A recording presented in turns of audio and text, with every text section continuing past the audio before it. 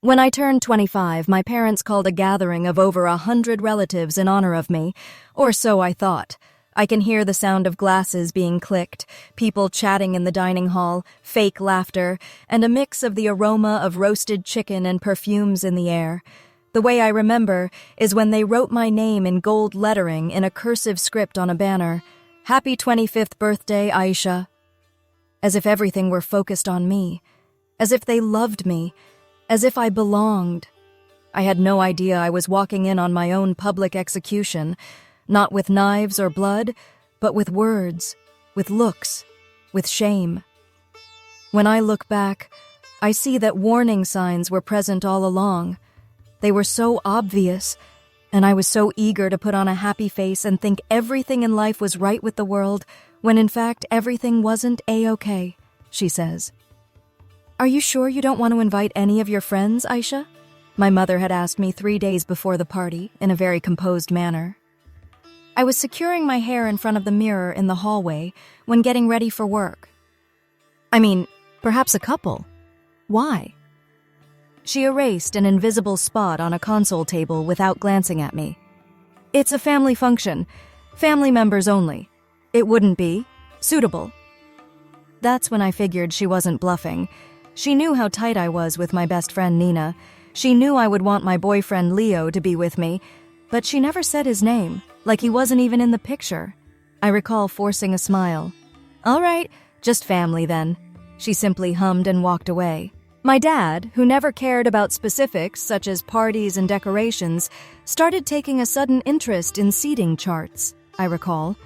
I'd walk by the dining room and find him and Mom huddled over the big table, whispering and pointing at names on index cards. I'd go in.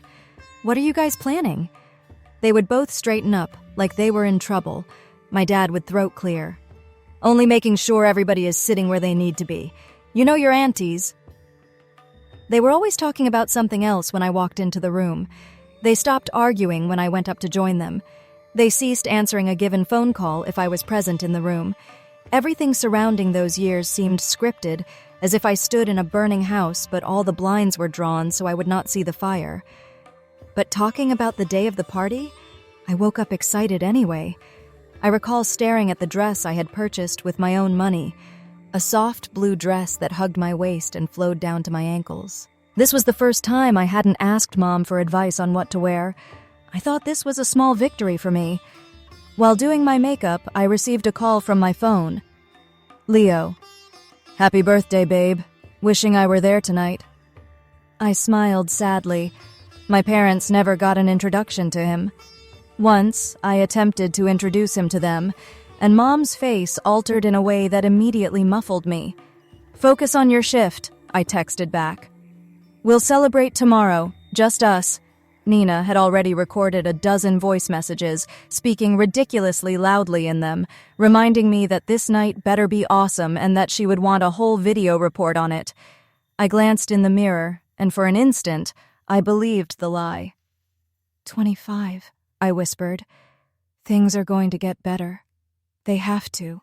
I did not know yet that in a few hours I would see my parents publicly announce before all 100 relatives in attendance that I was no longer a part of this family. I didn't know they were about to erase me, with a speech they'd carefully written, rehearsed, and printed on cream-colored paper. I didn't know that my birthday present would be exile. The higher hall was packed by 7 in the evening. The room was beautiful. I have to give them credit for this. Fairy lights strung up on the ceiling, tall vases with white roses on each table, golden utensils, and soft background music playing. If you did not know better, you'd think it was a wedding, my wedding. Long, unseen people pulled me into hugs. "Look at you, Aisha. So grown up. You look beautiful, dear. You must be making your parents very proud, right?" I laughed. I nodded. I did my part. I let them pinch my cheeks as if I were still 10. I answered all their same old questions. "What are you doing now?" "Still working at the design studio," I added, "doing a bit of freelance work on the side." Most of them didn't really understand what that meant, he added. They'd look at me blankly. "So, not a doctor then?" "No," I'd say, trying to sound nonchalant. "Not a doctor." If I looked towards my parents, they were simply observing. Mom's lips were pressed into a thin line. Dad's face a blank slate. I attributed all this to them being busy with getting this event organized. Then, half an hour later, I saw another thing. No one asked about Leo, because no one knew he existed. My parents had already removed him from the story. I was drawn aside by my cousin Hannah in front of the dessert table. "You're all right?" she whispered. "Yeah," I replied. "Why?" She hesitated. "Nothing, just everybody's acting strange." I scowled. Weirder than... She attempted a laugh, but heard herself making a strained sound. "Just... if something happens tonight, call me later, all right?" "What's going to happen?" I asked. She shook her head vigorously. "I don't know. I'm probably just reading too much into this. Happy birthday, idiot." She hugged me tightly. Then she moved away before I could ask her more questions. I should have walked out right then, grabbed my bag and called a cab and split. But I didn't. Who expects their own parents to be setting them up for a public humiliation? They got to put me in the middle of the table, right between them, making me look like their prize. I allowed them to take 100 pictures. I let them replenish my drink with sparkling juice, and I chuckled when my uncle suddenly stood up and shouted a random toast with these words: "Time flies. Soon it will be her wedding which we will celebrate." If the universe was trying to warn me, I missed every single sign. As soon as the main dishes were removed, my father stood up. He tapped the spoon against his glass. The sound rang out in the room. "Everyone, may I have your attention, please?" he said. The music stopped playing. People stopped talking. Everyone focused on him. I thought, oh, they're going to embarrass me with a baby picture or an emotional speech. I rolled my eyes in anticipation of cringing through this.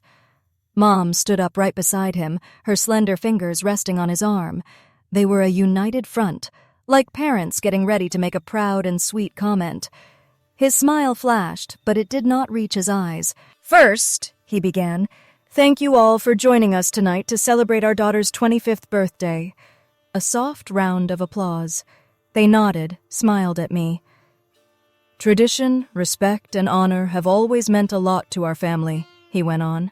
"We have always considered our family first, and our elders command our respect and obedience." I got a small spike of prickling in the back of my neck. This wasn't a birthday speech. Mom squeezed his arm lightly. "Sometimes," she said in a voice lovely and controlled, "life puts these values to the test. Sometimes our own children. Forget them." The room shifted, heads straightened in their seats. It was as if the air in the room got heavier. I slowly looked up at them. "Mom?" I whispered. "What are you doing?" She did not look down at me. She pulled a piece of paper from a table in front of her. My dad did exactly the same. They had written something. My heart began pounding, he explained. My dad throat cleared and began to read. "We raised our daughter Aisha," he went on, "with love, with care, with everything she might possibly need. We sacrificed for her, protected her, trusted her. We had plans for her future, good plans, plans which would bring honor to this family." Every word seemed like it was being hurled at me rather than being spoken. I knew people were shifting uncomfortably in their seats, their eyes flicking nervously between my parents and me. "And yet," my mother began to speak, her voice growing colder, "she decided to ignore our advice. She determined that her wishes were more significant than those of her family. She chose a life which we do not support. She disrespects our values. She lies to us. She brings shame into our family."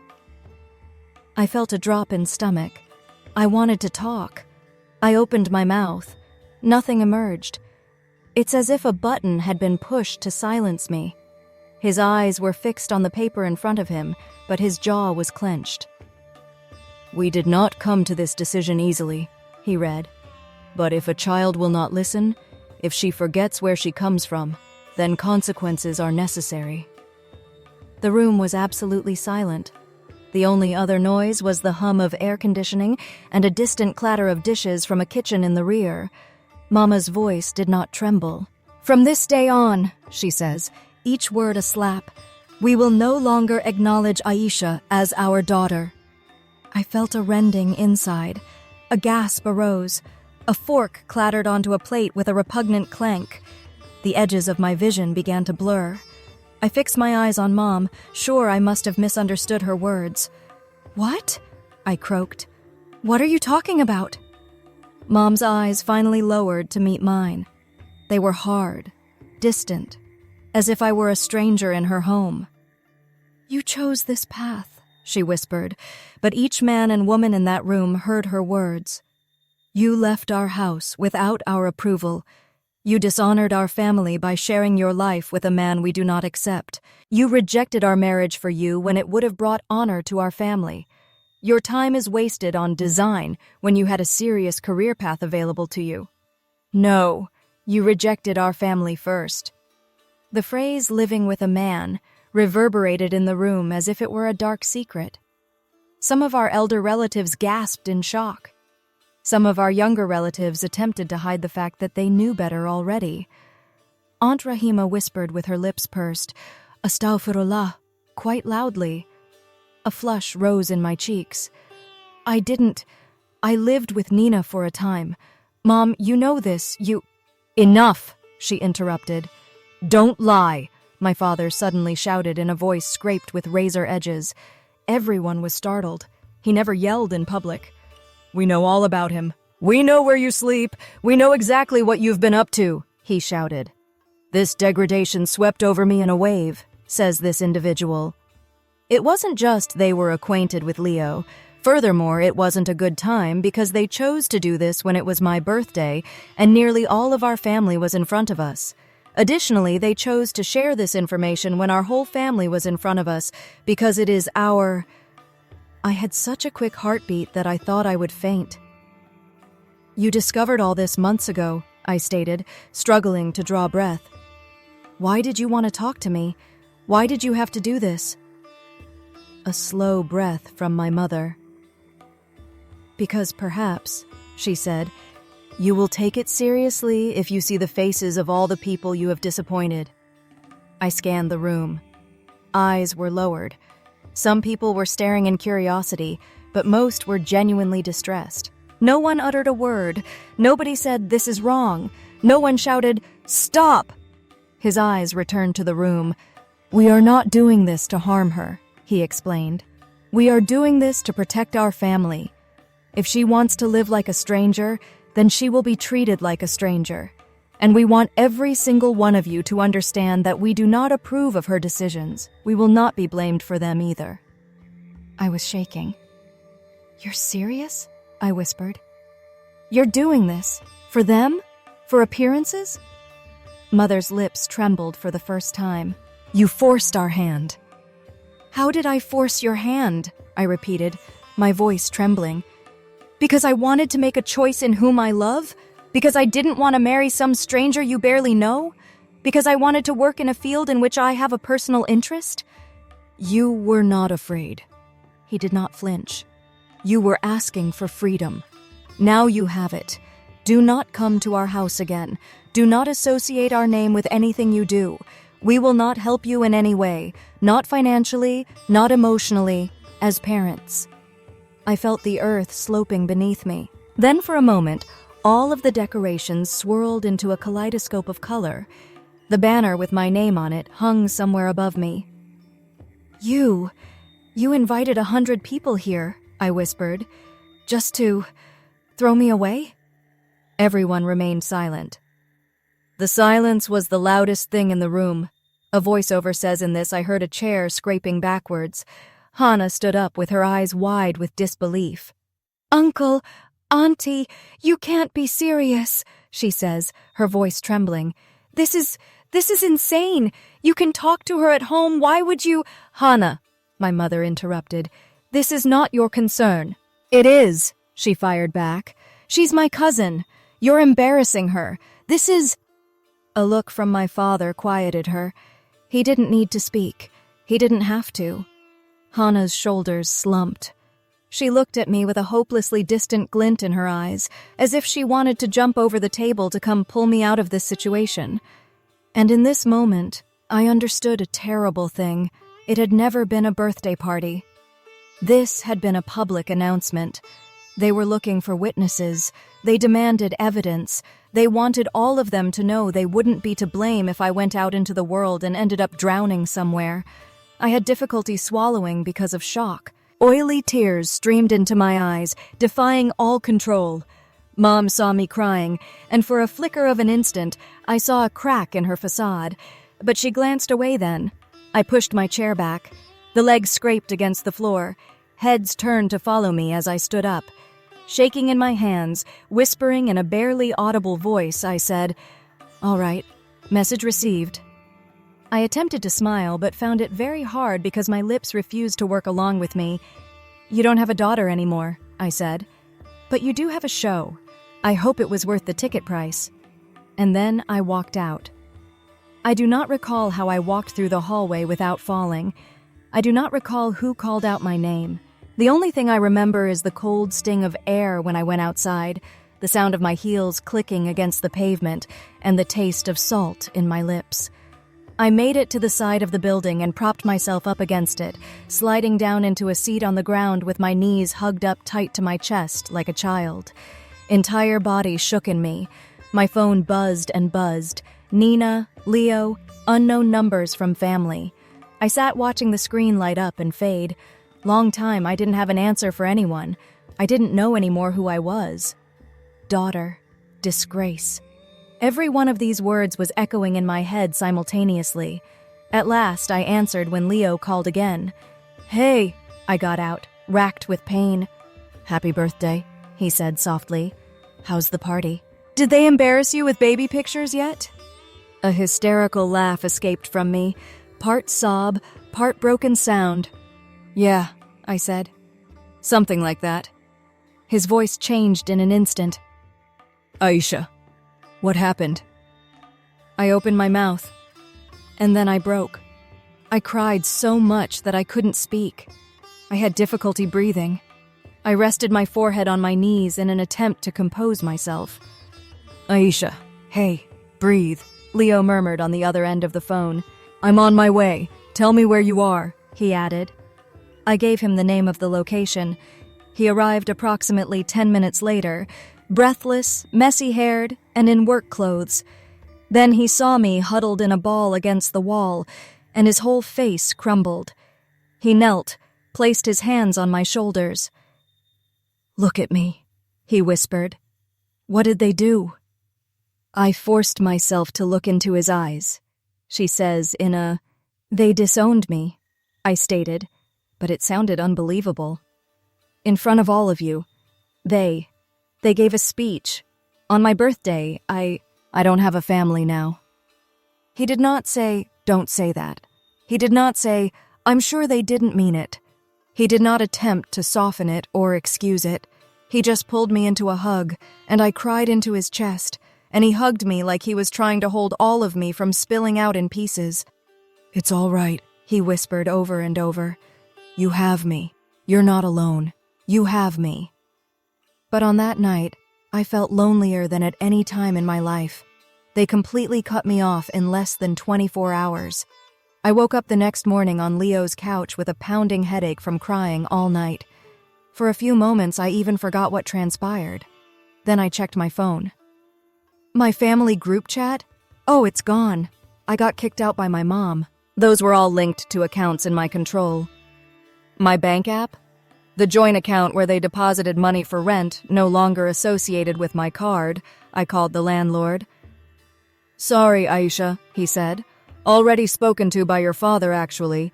The lease is in his name, not yours. You have until end of week to vacate.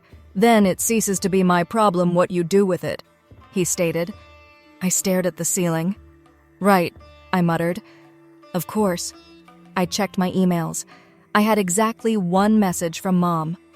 Topic: You have made your choice. No dear, no love, just a box of bare text. Well, if you want to go on living your life without our rules, you can go on living your life without our support. Do not contact us if you are not going to fix your mistakes. Do not embarrass our name with your foolery. We are done. I have read it thrice. Completed. They pulled me out of their lives as if I were a page ripped from a notebook. The whole week, I ran on fumes.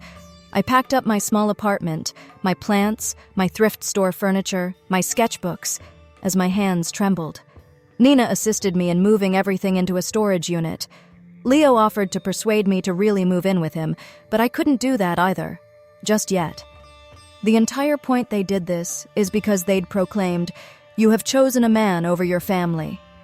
I wasn't ready to prove them right just yet in my own head, so I ended up in a small room in a dilapidated shared house on the other side of town, with walls so thin you could hear people's conversations through them, and a door that wouldn't close properly unless you kicked it in just right. I began working overtime at the design studio, and I took all kinds of freelance work when I could. "My parents have disowned me," I told my boss, a woman named Maya. She did not press for information. She simply nodded slowly and said, "All right. Well, in this case then, we will get you all the projects you can handle. You have talent, Aisha. You can do this."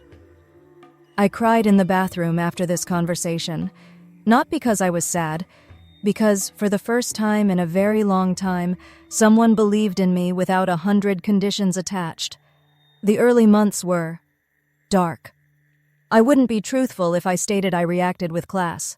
I ended up in tears in the middle of these grocery stores because I couldn't believe I was calculating how much each item cost in case my card got declined at the checkout. I deliberately avoided using social media because I didn't want to see pictures of family get-togethers that I wasn't invited to. Birthdays. All with captions such as, "Family is everything." I would stare at these words until they blurred, wondering if I had somehow imagined the 25 years I'd lived thinking I had one. The worst part wasn't the struggle financially, it was the silence. No one called to check on me.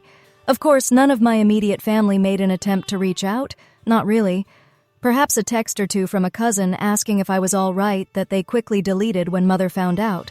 However, no one actually stood up. Nobody said, "What your parents did is wrong." I began to wonder if perhaps I really was the problem all along.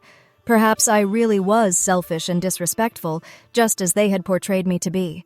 Perhaps this was just my punishment. Those thoughts nearly killed me. Nina saw this. One evening, we were sitting on the floor in my small room with our cheap takeout food in plastic containers. I hadn't washed my hair in days.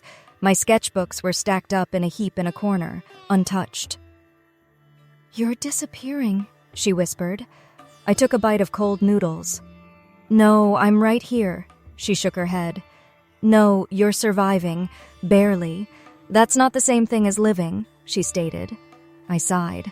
"What do you want me to do? Throw a party? I can't even afford a new pair of shoes." "I want you to get angry," she said. I blinked. "I am angry." "No," she said. "You're hurt, you're broken, you're blaming yourself. That's not anger.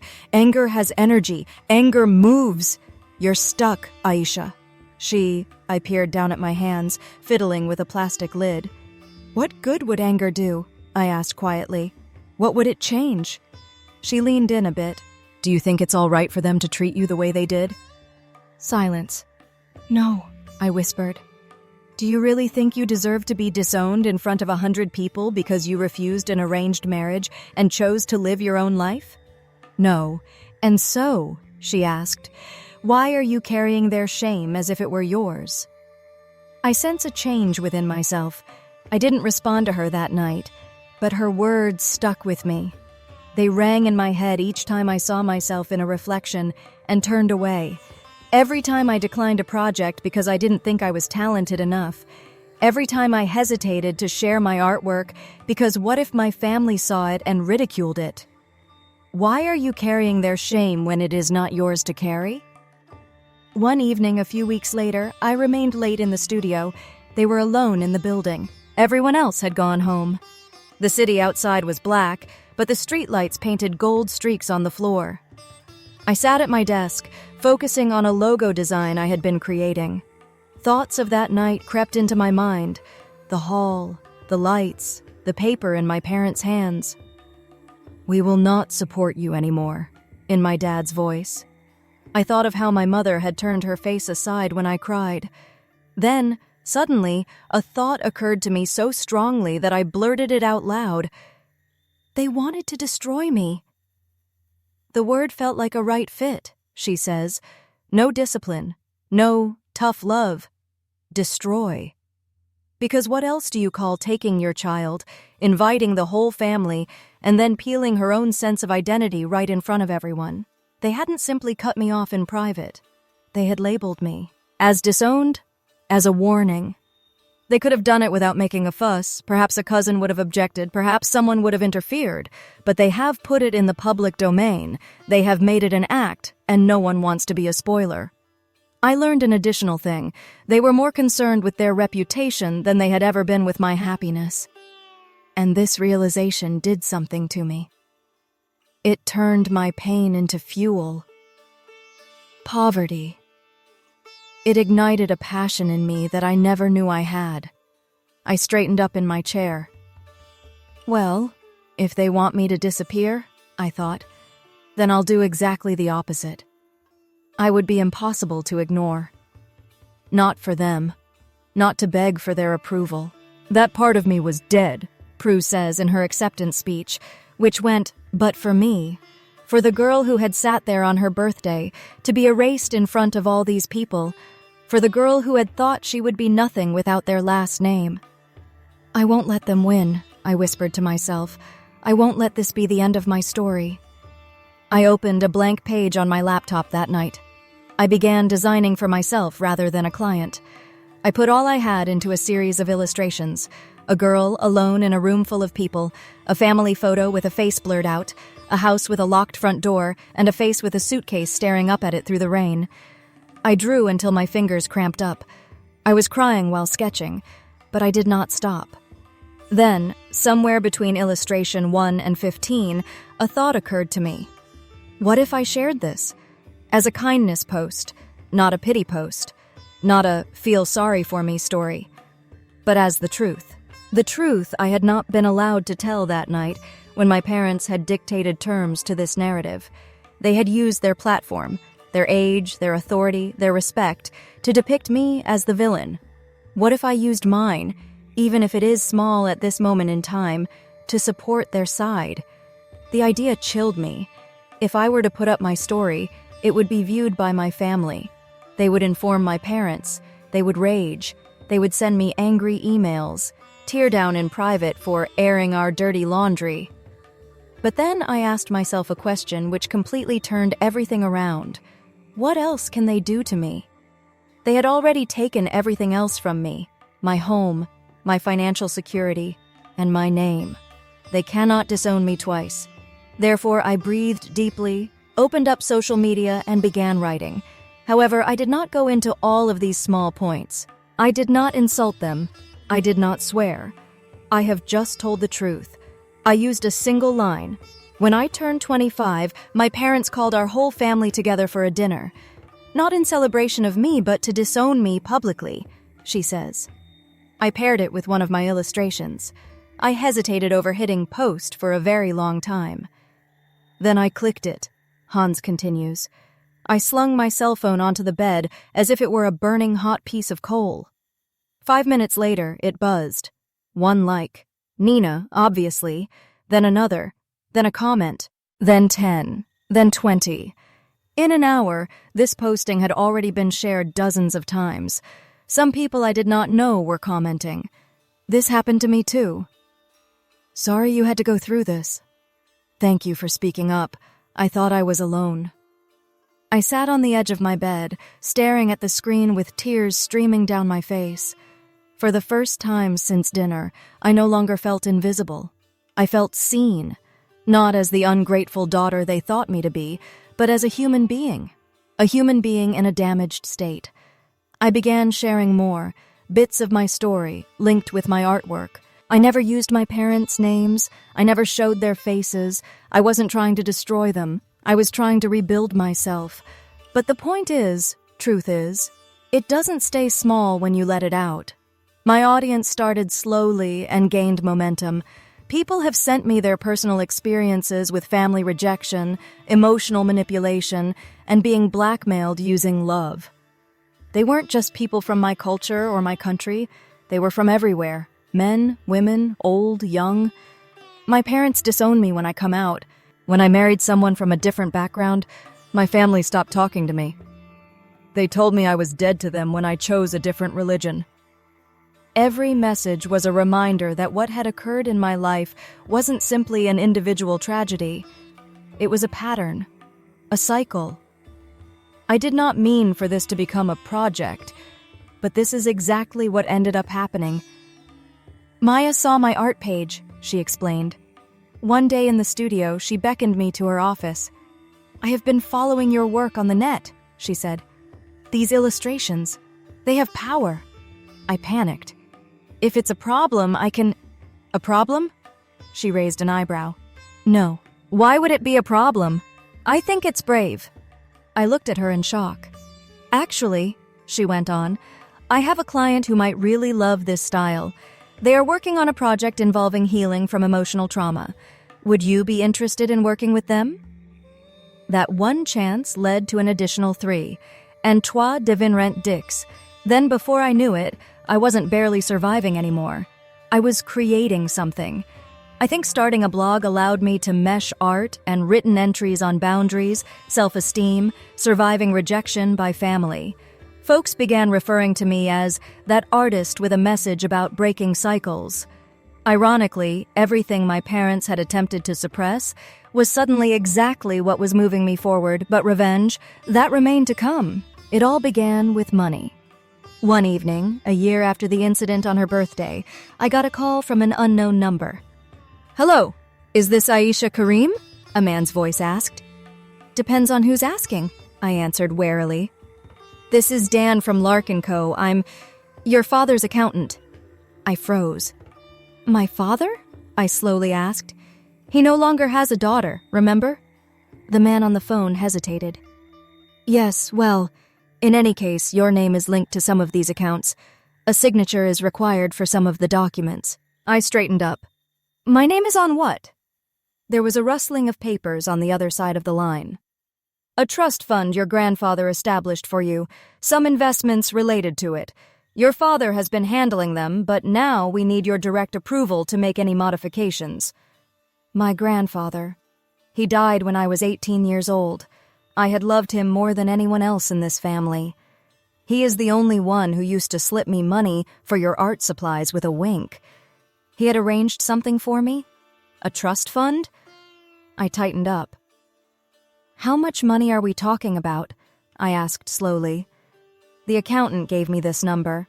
My breath hitched. Well, a lot. But not buy a mansion money.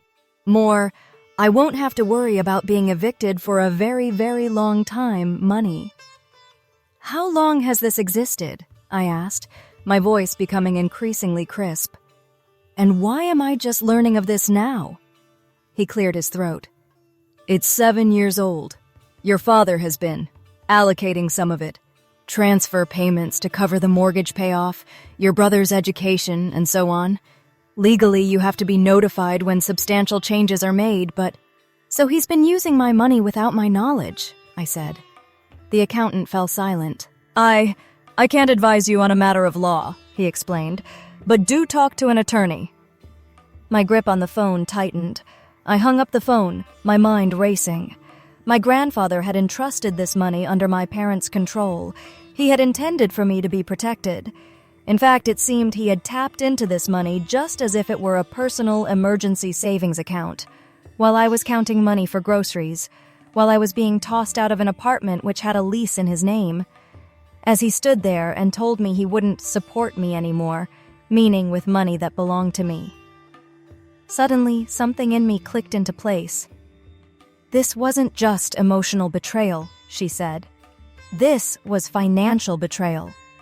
He hadn't simply cut me off. No, he'd been incrementally siphoning off what was mine, all the while lecturing me on how I'd come to be codependent on him, I thought. I took a whole week to collect everything I could get. Emails, bank statements the accountant permitted me to have.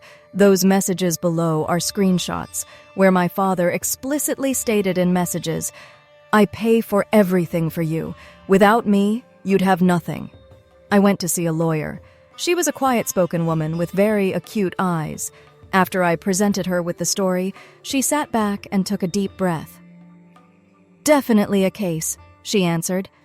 "If your name is on this trust, if he used this money inappropriately without your proper consent, he can be in very serious trouble." "Do you think he knew that?" I asked. "Maybe," she says.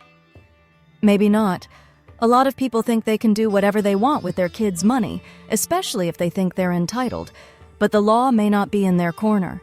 I thought of my father, so proud of his reputation, the respectable businessman, the family man, the man who stood in that hall and announced to 100 relatives that he was severing ties with his disobedient, ungrateful daughter. I imagined this same man sitting in a courtroom with a judge asking him to defend why he had been quietly using his daughter's inheritance to support his own life.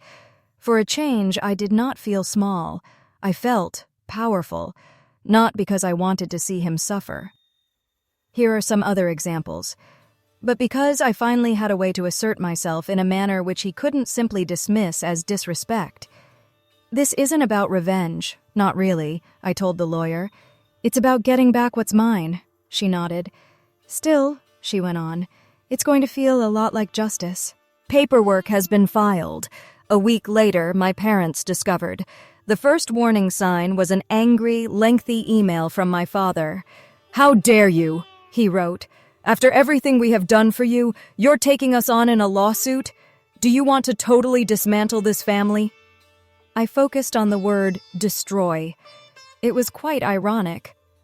"I'm not attacking you," I typed. "I'm defending what my grandfather left for me. That's what you should have done. What you didn't do." I sent it. A day later, my mother called. I nearly didn't answer it. When I called, an awkward silence ensued on the other side of the line. Then, softly, hearing her call me by name in such a way hurt me more than all the months of silence. "Yes," I replied, sounding nonchalant. "How could you do this?" she whispered. "You went to a lawyer. Do you know what people will say if this gets out? Do you know how this will look?" I nearly laughed. Of course, her first thought was appearances. "Do you know how it looked?" I asked hesitantly. "When you disowned me in front of all our family on my birthday?" Static on the line. She didn't respond. "You and Dad stole from me," I went on, a tremble of anger creeping into my voice. "You took money left for me, money for my future. When all the time you knew I had nothing, you let me struggle. You sat and watched me struggle and did nothing." "We have supported you for years," she suddenly snapped her voice. "Food, education, clothes, everything. That money was not yours," I interrupted. "It never was yours, and you know it." Silence again. "When my mother spoke next," begins the thief. Her voice was different, tougher. "Well, that is it," she said. "You are taking us to court?" "You already took me to court," I whispered. "You just did it in a hall with fairy lights instead of a judge. I'm just finally getting a chance to speak." She took a deep breath. "I'll see you in mediation," I said, and then I hung up. The legal proceedings took a very long time. Every trick in the trade was deployed by my parents. Delay ploys, heartfelt emails, messages relayed by relatives saying, "Stop this madness," and "Think of your little brother." They were telling anyone who would listen how I was being ungrateful, greedy, attempting to bleed them dry. They never told me the truth, that this money was left for me by my grandfather, and my father had spent it. Because to admit such a thing would be to admit they were not perfect, and they would rather call me a monster than admit they were wrong. Our relatives began taking sides. Some of them have messaged me privately. "Why are you doing all this to your parents?" Another aunt wrote. "They were just trying to help your brother. Sacrifice for your family." I typed messages, deleted them, and typed again. "Family can't sacrifice you without your consent," I finally typed. "Not anymore." I didn't send it. I didn't owe her an explanation. I owed it to myself to continue. On the day of the mediation hearing, I wore the same blue dress I wore on my birthday. I didn't realize this until I put it on. For a brief moment, I hesitated. The memory of the hall rushed in, the banner, the speeches, the humiliation. But I took a look at myself. I saw a different woman. Not the girl who had sat there, believing her whole world was falling apart. Rebecca wrote in her memoir, Bibi and Me, a woman who had lived through it, a woman with her own accomplishments in life when they shut the door in her face, a woman who was soon to meet her parents not as a begging child, but as an equal. I smoothed out the dress and told myself, whispering this time, "We're redefining this dress." Leo gave my hand a quick squeeze before leading me into the mediation room. My parents were already sitting side by side in the room. Mom's eyes cut up and then slid away. Father's jaw was clenched, and he stared straight ahead. Their attorney sat with them, briefcase open, documents lined up properly in it. My attorney nodded in reassurance at me. We sat down. This time, for the first time in over a year, my parents and I were in the same room. No relatives, no audience, no fairy lights, no more than 4 walls, a long table, and the truth between us. The mediator, an elderly woman with gentle eyes, began the session. "We have a financial disagreement between a daughter and her parents," she stated matter-of-factly. "We want to reach a just outcome. Fair." My father snorted at the name. My attorney presented me with the papers. "Those are trust documents bearing my name. The bank transfers, amounts withdrawn, the timeline." With each piece of evidence, my father's face grew tighter. Mother's hands were trembling. I observed them, and for a change, I did not feel dwarfish in their presence. I felt earthed, present. I had facts. I had proof. "My breaking point had become my backbone," she says. "Will you contest that this money had been allocated for your daughter?" He turned to my parents. His father swallowed. "They were," he finally said. "But you what?" my lawyer asked softly. "You determined you needed it more than she did? You chose to take it without her knowledge? You chose to do this because you had publicly disowned her, and she no longer merited what her grandfather left her?" "That's not how it was," my mother whispered. "How was it then?" I asked quietly, speaking for the first time in this room. They both looked at me. A moment, and we were all sitting at the dinner table again, with eyes on us. However, this time, no other people were present. No one to impress, no one to perform for. Just us. "You think we enjoyed disowning you?" my mother shouted. "You think it was easy for us? You humiliated us. You went and lived with a man of your class, as if our families don't exist. Also, you rejected our marriage proposal, which took months to arrange." "The marriage you arranged without asking me if I wanted it," I said. She pushed those thoughts aside. "You dishonored us, Aisha. We had to show the family that you worry more about what they think," I said, "than your own daughter," I added, my voice trembling with conviction. His hand smacked against the table. "You will not talk to your mother in such a manner," he shouted. I didn't bat an eyelid. "I am not your child in this room," I said. "I am the owner of a trust you deceived. In law, I am the wronged party. In emotions." I smiled weakly. "Emotionally, I have not been your daughter since the night you gave your speech." My mother turned pale, Uzun. My father just stared at me, as if seeing me for the first time in his life. The mediator coughed gently. "Can we please focus on the financial side?" In the end, it wasn't as dramatic as it seemed. No shouting matches were evident. No one left in a huff. "There were just numbers," Chavez says. "And time. And finally, an agreement. They will repay a major part of this trust in a span of a few years. They would transfer whatever was left into an account with just my name. It wasn't perfect justice. Nothing could replace the months I had wasted thinking I was worthless. Nothing could wipe out memories of, but it was something. Something tangible. Something real." As we were leaving, our mother hung around by the door. For a moment, it was just the two of us in the hallway, and the hum of city life far away through the glass doors. "Aisha," she whispered softly, "please, can we talk? Just us?" I turned to face her. She looked older than I had remembered. Very tired. Then again, I realized I had changed too. I don't think there's anything left to say, I answered. There is, she went on. You've changed. You're colder. This online thing you're doing, talking about our private problems. Our problems? I interrupted.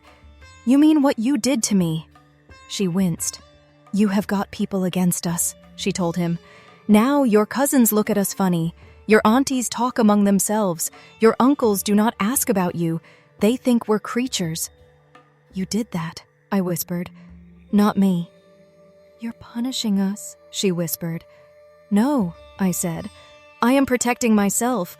That is not the same thing. She hesitated, and then she said the one thing that she knew she could use on me. We're your parents. I took a breath, I explained. That's not because I think I would have put up with whatever you were leading up to, but because in a different time. But now? Parents don't do what you did, I said. Not parents who love their child more than they love how they look in front of others. Her eyes were filled with tears. We were trying to scare you, she said. We thought if we made a strong statement, you would come back, apologize, accept the marriage, leave that man, come home. You thought crushing me would mend me? I pointed out. You thought fear would make me submit? You nearly won, you know. For a very long time, I believed I deserved all of it. I thought I was rubbish. I thought I was unreclaimable. She covered her mouth with her hand. But I'm not, I went on. I'm not any of those things. I'm talented. I'm kind. I'm strong. I work hard. I have people who actually see me and love me without trying to control me. I built something out of what you tried to bury me in. May I ni anenubl full path s. I don't hate you, I said. You have to understand that. I don't think about hurting you each day when I wake up. I share this information in order to help people like me, not to torment you. But I won't lie anymore, I went on. I won't pretend you were perfect parents. I won't shield your reputation in order to keep my sanity intact, I added. She reached out, as if she were going to touch my arm. I stepped back. But I hope one day, I whispered, you realize you didn't do this out of love. Out of love, you wouldn't have controlled me so, and you need to learn how to love my brother in a different way, how to break this pattern, but I won't be forced to watch it happen. I won't have it. Aisha, please, she whispered. Can't we start over? I thought of the girl I used to be, how much she would have loved hearing those words, how quickly she would have answered yes, even if nothing had changed. But that girl was gone. I had buried her on my 25th birthday. What replaced this was someone else, a man who knew her worth. I'm starting over, I whispered, but not with you. I turned and walked away. No one shouted out my name this time. There wasn't anyone following me. No applause, no gasps, only the sound of my own footsteps, strong and sure, as I walked out of that building and into the sun. In the months that ensued, life moved on for me. I started an art business. I began conducting workshops on healing from family wounds. I worked with therapists, writers, other creative people. The video of my personal story, where I drew all illustrations over narrations of how everything went from start to finish, ended up being viewed by millions of people. I received messages such as these. Your story helped me leave a toxic home. Generally sounds better when written, you gave me the strength to establish limits with my mother. I thought I was alone. I'm not. At times, when it got late in the night, I used to sit in my study, reading these messages with tears in my eyes. My parents attempted to erase me. Rather, my voice had grown louder. My pain had become purpose. And yes, in a way, that was my revenge. Not in this case. Not the money. Not the quiet panic that I knew they felt every time someone brought up my name in a room full of people they considered family. My real revenge, Joe wrote, was I refused to become this broken, silent, and obedient version of myself they had in mind. I would not bear their shame for them. I chose not to live in a small way simply because they were intimidated by my decisions. My revenge was my happiness, my peace, my work, my chosen family, Leo, Nina, Maya, people who had given me unconditional support far more readily than people in my own flesh and blood family. To this day, years after, they still send messages occasionally. Some random messages I received from Mother. Saw your video. People are talking. This isn't right. Short and angry emails from my father. You are making us look like villains. I don't respond.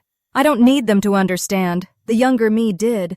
She pleaded for it. She thought if they would just see her, hear her, love her, everything would be all right. The woman I am now knows better. Some people are so fixed on their own side of a story that they will come up with a narrative where I am the villain no matter what I do. And some parents, they're using the word love like a leash. They tell you, we love you, but they mean, we own you. Walking away from all of that isn't betrayal. It's survival. Therefore, when people ask me, do you regret posting your story? Do you regret taking legal action? Do you regret losing your parents? I take a breath. I think of the girl in the blue dress with tears streaming down her face, walking out of the hall alone. I think of her lying on Leo's couch with her eyes fixed on the ceiling, wondering if her life hadn't ended when she was 25 years old. And then I think about myself now, sitting in my apartment in my city, with plants and artwork all around me, all reminders that I did make it out. No, I tell them, I don't regret any of it. They were intervening because my parents had called a family dinner with 100 relatives to disown me publicly. They attempted to wipe me out. They have forgotten one thing, however. A person can never erase another individual if they have learned to write her own story. I wrote mine. In contrast, in my story, they are not major characters. I am. And no one, not even those who brought me into this world, gets to take that away from me again.